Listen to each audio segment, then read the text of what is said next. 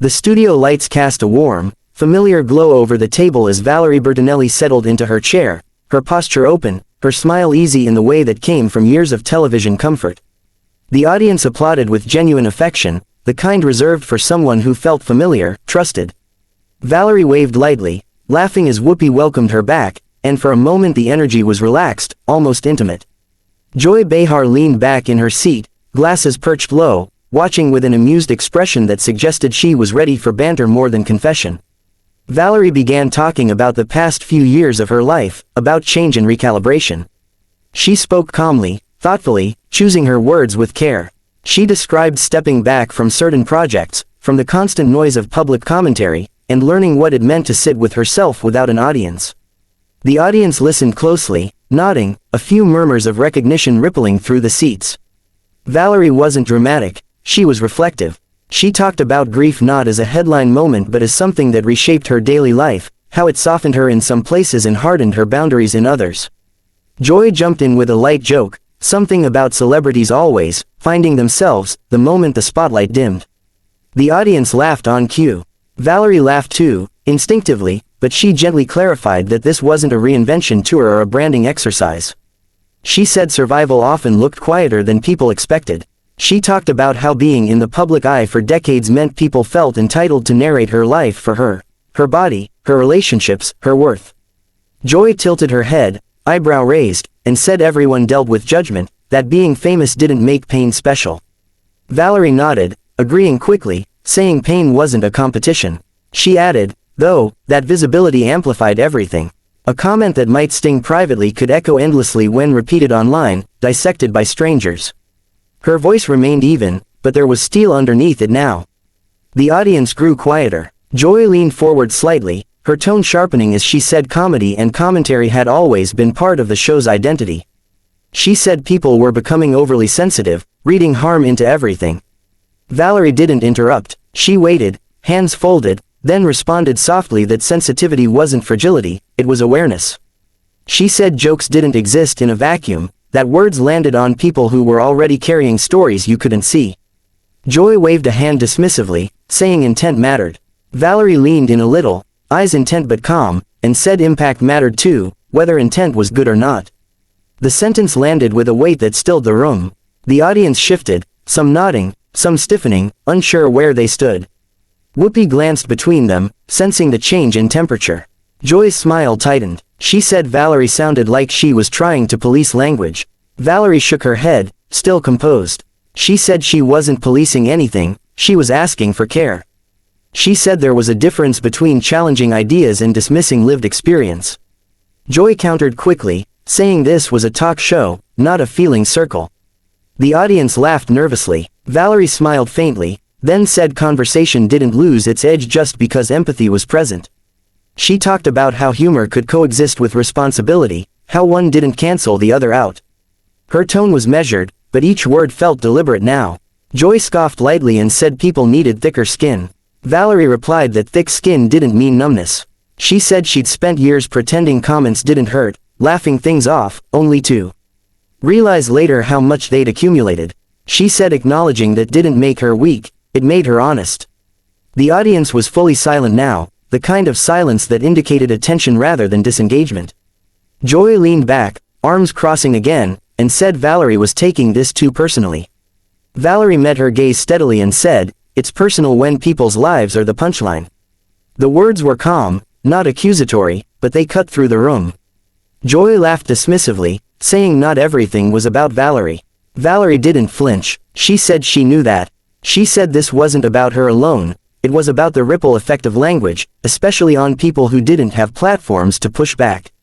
She said when jokes echoed the same criticisms people heard their whole lives, they reinforced shame instead of challenging power. Joy's tone hardened. She said Valerie was reading too much into it. Valerie took a slow breath, grounding herself. She said she'd spent a long time learning when to stay quiet and when to speak up. She said this was one of those moments where staying quiet would feel like agreeing.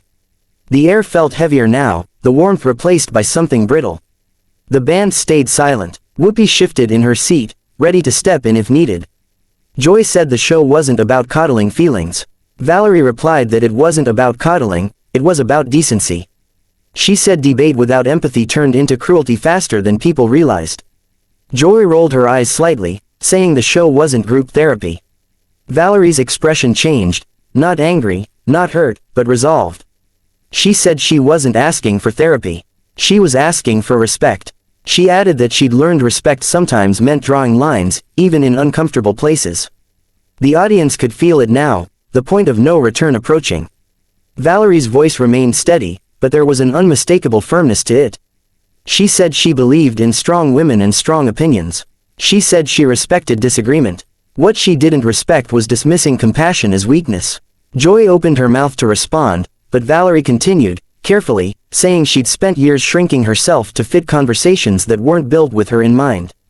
She said she wasn't willing to do that anymore. Not on this stage, not anywhere. When the show returned from commercial, the shift in atmosphere was unmistakable. The lights seemed harsher now, illuminating every line of tension on the faces at the table. The audience applause came out of habit rather than enthusiasm, rising and falling too quickly, like people unsure whether clapping was still appropriate. Valerie sat upright, shoulders squared, hands clasped together in front of her. The softness she'd entered with was gone, replaced by a calm resolve. Joy leaned back in her chair, lips pressed thin, her posture signaling impatience more than openness. Joy spoke first, reasserting the show's purpose with a brisk confidence. She said the View had always been about debate, about sharp opinions and tough conversations, not about tiptoeing around feelings. Her voice carried an edge now, as if drawing a line she felt had been challenged. Valerie listened without interrupting, nodding slightly, eyes steady. When Valerie responded, her voice was quiet but firm. She said debate didn't scare her. She'd lived her life in public long enough to handle disagreement. What concerned her was how easily empathy was framed as weakness, how quickly compassion became something to mock.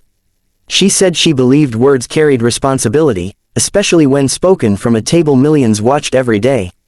Joy laughed shortly, shaking her head. She said Valerie was taking the conversation personally again. Valerie met her gaze and said, evenly, that some things were personal, especially when they echoed judgments people heard about themselves their entire lives. She said when jokes landed on wounds that never healed, they stopped being harmless. The audience murmured, divided now. Some nodded along with Valerie's words. Others shifted uncomfortably, sensing the escalation. Whoopi leaned forward slightly, hands resting on the table, clearly preparing to step in if needed. Joy replied sharply that not everything needed to be filtered through feelings. She said comedy lost its bite when everyone demanded to be handled delicately. Valerie shook her head, still composed. She said bite didn't have to mean blood. She said humor could punch up without punching people who were already down. Joy rolled her eyes, a small gesture but one that didn't go unnoticed. She said the world was too harsh to expect television hosts to cushion everything. Valerie inhaled slowly, visibly grounding herself. She said the world being harsh was exactly why people looked to places like this for something better, not more of the same. The tension stretched. Joy crossed her arms. She said Valerie was turning a talk show into a lecture. Valerie replied that she wasn't lecturing, she was drawing a boundary. She said she'd spent decades laughing along, staying agreeable, absorbing comments she was told not to take seriously. She said she'd learned, often the hard way, that silence could feel like consent. Joy snapped that Valerie was moralizing. Valerie's voice didn't rise, but it hardened. She said morality wasn't the issue, humanity was. She said disagreement was healthy, dismissal was not. The words landed heavily, and for a moment Joy didn't respond. Whoopi finally stepped in, attempting to redirect the conversation, but the fracture was already too wide. Valerie looked down briefly, then back up, as if making a decision she'd been circling for years. She said she wanted to be clear. She respected Joy's intelligence and strength. She respected spirited debate. What she couldn't respect was compassion being treated like a punchline. Joy opened her mouth to fire back, but Valerie continued, gently raising a hand. She said she'd reached a point in her life where peace mattered more than proving a point on television. She said she wasn't angry, she was done explaining why empathy mattered. Then Valerie stood. The scrape of her chair against the floor sounded louder than it should have, slicing through the studio. The audience gasped audibly. Valerie looked around the table, her eyes lingering briefly on Whoopi and the other hosts. She thanked them for the conversation, for the opportunity, her voice wavering just slightly at the edges. Then she turned toward Joy. She said she believed strong women could disagree without diminishing each other. She said she hoped one day empathy wouldn't be framed as fragility. And she said, quietly but clearly, that she wouldn't remain seated in a space where compassion was mocked. Joy stared back, stunned into silence for the first time all morning. Valerie reached down, unclipped her microphone, and placed it carefully on the table. The small metallic sound echoed, final and deliberate. The audience rose to its feet in a confused mix of applause and shock. Some clapped in support, others simply stood, unsure what they were witnessing but aware it mattered. Valerie stepped away from the table and walked toward the edge of the stage. She didn't rush, she didn't look back, she simply walked, shoulders straight, head high, exiting through the curtain as the cameras pulled into a wide shot of the suddenly incomplete table. Joy remained seated, staring at the empty chair. Whoopi exhaled and addressed the audience, her voice calm but heavy, saying we're going to take a moment. The band played a subdued cue, filling space but not erasing the weight.